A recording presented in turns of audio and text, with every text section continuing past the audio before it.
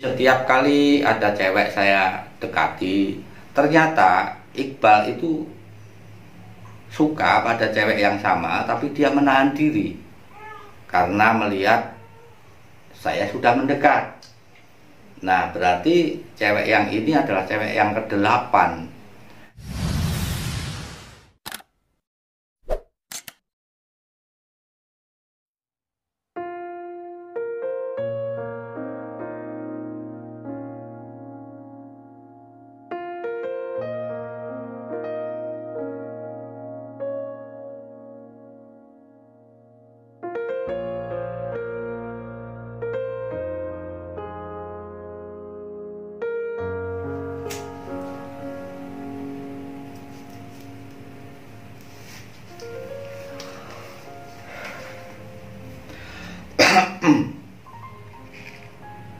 Sudah saya ceritakan, pada akhirnya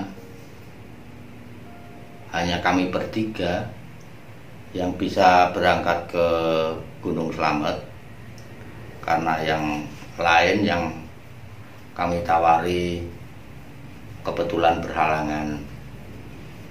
Nah, sekarang kita akan bicara tentang motivasi, karena ini nanti akan sangat berkaitan dengan kisah selanjutnya. Apa sih motivasi Gagah untuk mendaki Gunung Slamet? Sebelum mendaki Gunung Slamet, saya mendaki bersama Gagah, hanya berdua, ke Gunung Lawu. Meskipun di sana kami bertemu dengan dua pendaki senior yang pengalamannya jauh lebih banyak dari kami, namanya Mas Nanang Firmansyah dari UII, sama Mas Ade. Mas Ade ini dari Unpad Bandung. Meskipun akhirnya kami jadinya mendaki berempat, tapi kami berangkat berdua. Meskipun kami akhirnya bareng mendakinya berempat sama mereka, tapi berangkatnya dari Semarang hanya berdua. Dan rute atau perjalanan yang kami tempuh cukup berat, sehingga lamanya perjalanan dan beratnya situasi membuat saya jauh lebih dekat dengan Gagah. Jadi ceritanya begini, kami sampai ke Tawangmangu itu sudah hampir maghrib. Dan pada tahun 80-an itu kalau sudah mendekati maghrib, maka jangan harap kita bisa mendapatkan mobil Angkudes yang naik sampai ke Cemoro Sewu, meskipun malam minggu. Jadi kalau sudah hampir maghrib sudah tidak ada, kecuali di charter. Kalau di charter ada kemungkinan masih bisa, tapi masa mendaki berdua mau charter? Akhirnya kami terpaksa berjalan kaki dari Tawangmangu menuju Cemoro Sewu. Dan pasti teman-teman tahu itu perjalanan yang sangat panjang.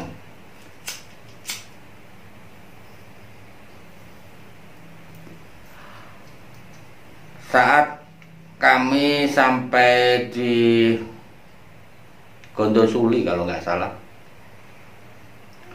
ada mobil. Dan memang setiap kali ada mobil lewat dari belakang, artinya dari Tawangmangu yang naik, kami cegat. Karena selain jauh, situasinya waktu itu hujan gerimis. Ada entah berapa mobil yang tidak mau berhenti.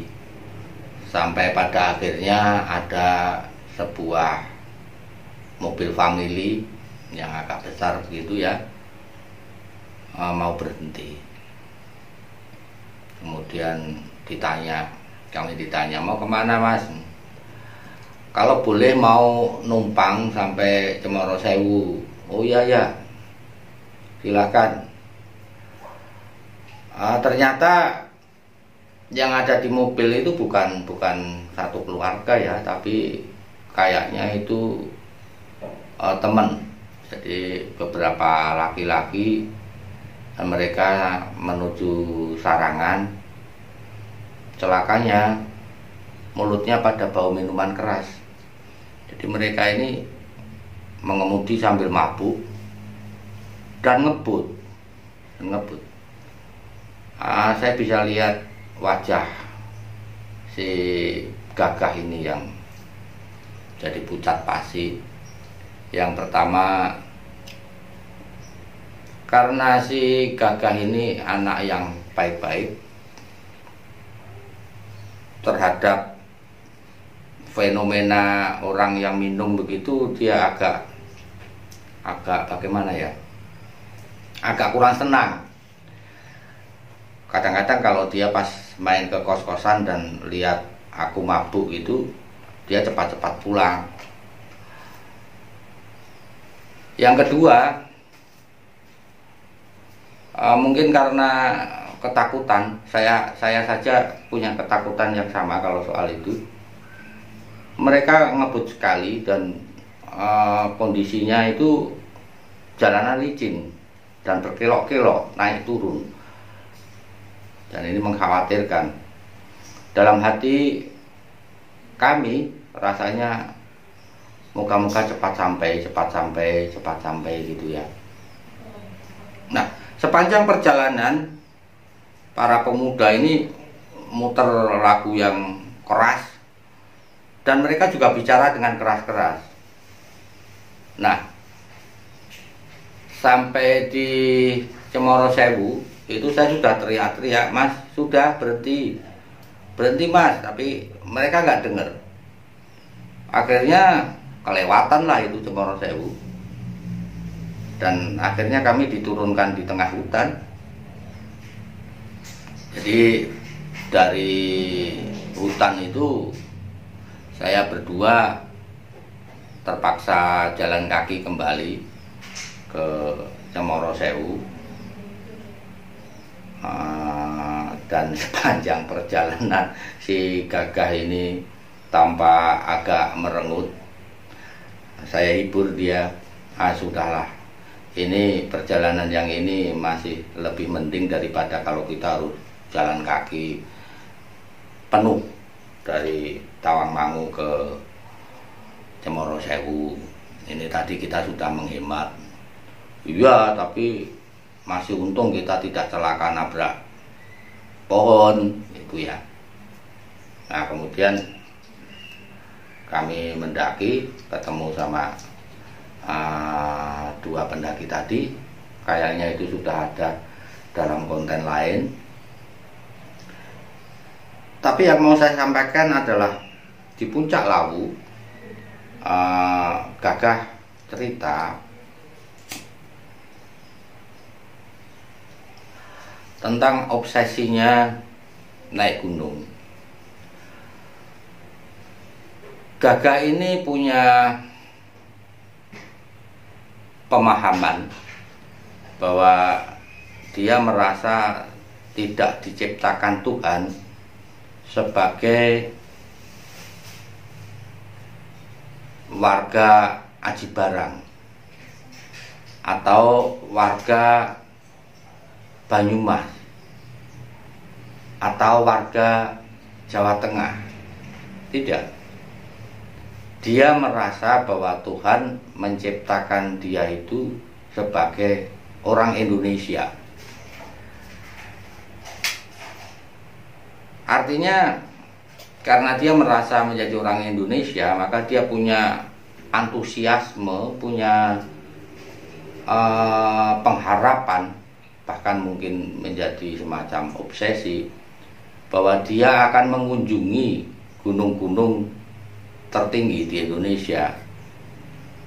Kalau perlu sampai puncak Jayawijaya yang sekarang disebut Kartens Piramid itu ya.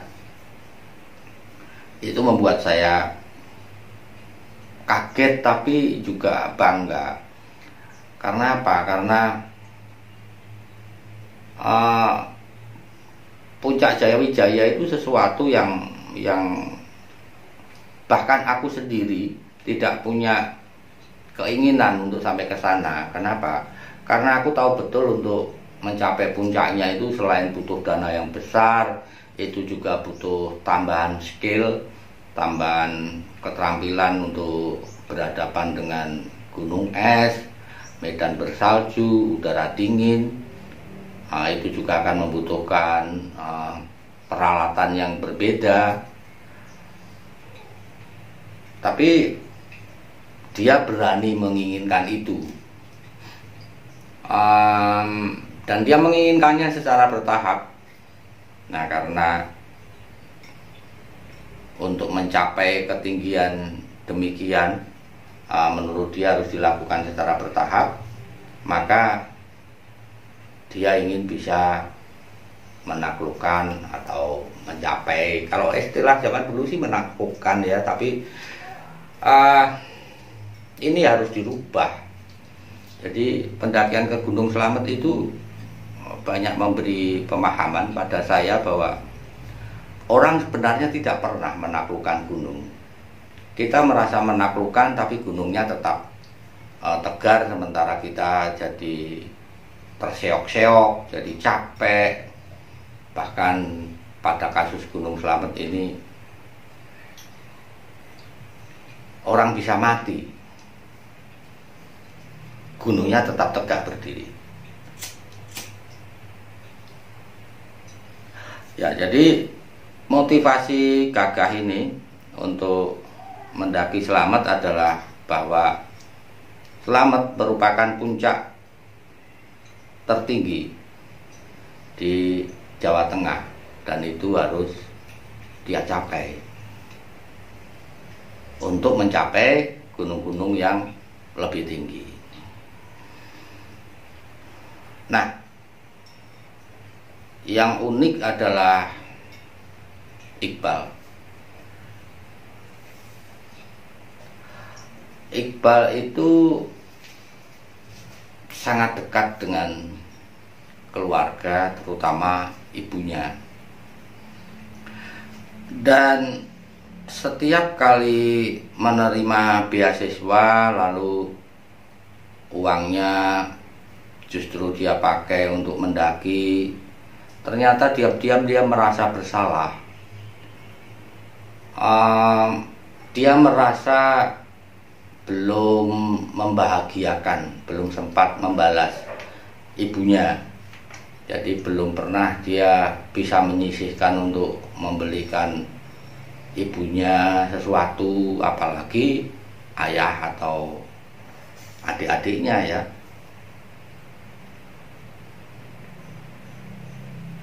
Maka dia berencana pensiun atau setidak-tidaknya mengurangi pendakian. Dan kalau perlu, Slamet ini akan menjadi pendakiannya yang terakhir. Gitu. Tapi mengapa tidak langsung begitu saja berhenti? Gitu. Ternyata ada unsur cinta. Jadi begini,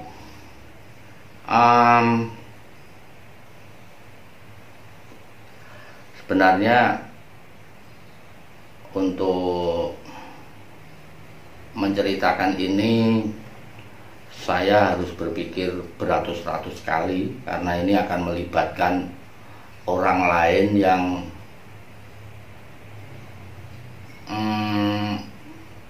sudah berbahagia. Saya takut kalau dia melihat konten ini kemudian menjadi sedih. Ya, apabila kebetulan dia melihat, mohon ini dipahami sebagai saya hanya menginginkan untuk menceritakan sebuah kebenaran agar banyak orang bisa belajar. Dan andai kata pertalian antara kisah cinta ini dengan cerita selanjutnya tidak begitu erat, saya pasti memutuskan untuk tidak menceritakannya. Tetapi kalau ini saya korupsi, jadi kisah tentang motivasi Iqbal mendaki itu saya hilangkan, maka pendakian Iqbal ke Gunung Slamet itu seperti tidak ada ruhnya. Jadi begini,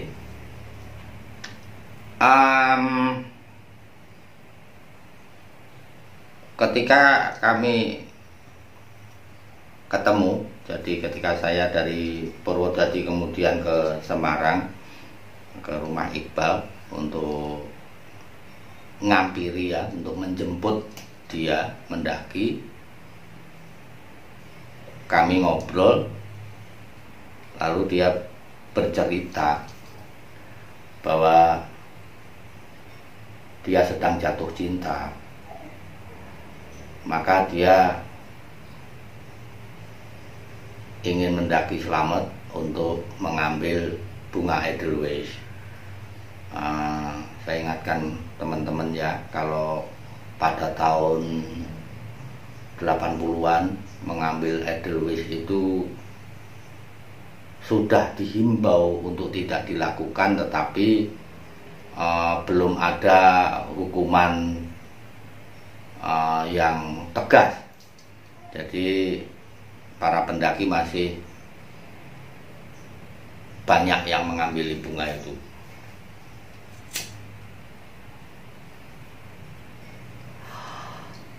Nah, tentu saja mendengar bahwa Iqbal jatuh cinta, bagi saya sebagai seorang sahabatnya, saya sangat senang.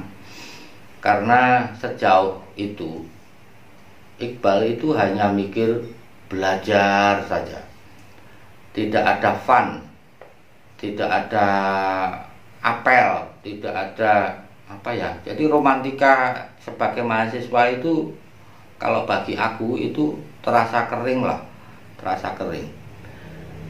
Jadi sebagai sahabat saya suka sekali ketika dia cerita saya mau naik Gunung Slamet itu sebenarnya untuk mengambil Edelweiss, sekaligus nanti kita akan mampir ke rumahnya dan saya akan memberikan bunga itu.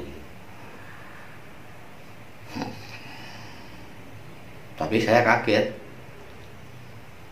ketika saya tanya, siapa? Kamu jatuh cintanya sama siapa? Siapa yang jadi cewek beruntung itu? Gitu. Lalu dia sebutkan sebuah nama. Anggap saja, karena namanya memang harus saya samarkan. Anggap saja namanya Gadis. Nah, dia kan menyebutkan Gadis. Nah, itu kaget saya. Karena apa? Karena sebelumnya saya juga sudah menembak si Gadis ini, dan jawabannya itu bisa saya tafsirkan sebagai iya. Karena waktu saya tembak dia tertuduh. Biasanya cewek kalau tidak, maka dia akan melakukan kalau dia tidak bisa jawab yang klise-klise seperti aku mau fokus belajar misalnya begitu, atau aku belum berpikir untuk pacaran, ya ini kan jawaban klise ya. Dia akan memberi gestur gitu loh, gestur gerakan yang menunjukkan bahwa dia tidak. Tapi kalau tertunduk pada umumnya itu berarti ya, apalagi sehabis itu ya dia nyaman-nyaman saja, artinya saya tetap apel dan bahkan lebih apa, intensitasnya, kualitasnya itu lebih meningkat.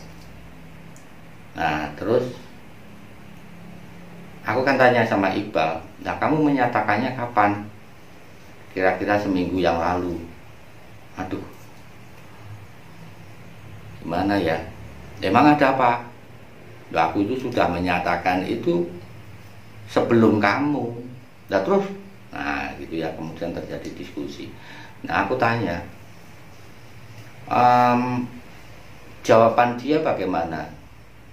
Waktu kamu bilang itu, dia tampak menangis, terus dia pergi ke kamar. Nah Iqbal ini kan cowok yang lugu ya. Kalau aku itu termasuk gestur yang menolak, tapi celakanya oleh Iqbal ini ditafsirkan sebagai terharu gitu ya.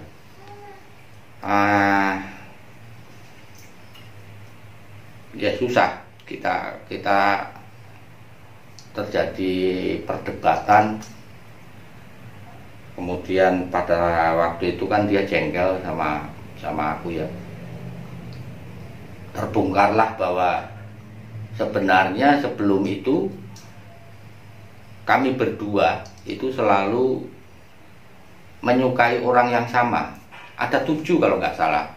Jadi setiap kali ada cewek saya dekati, ternyata Iqbal itu suka pada cewek yang sama, tapi dia menahan diri karena melihat saya sudah mendekat.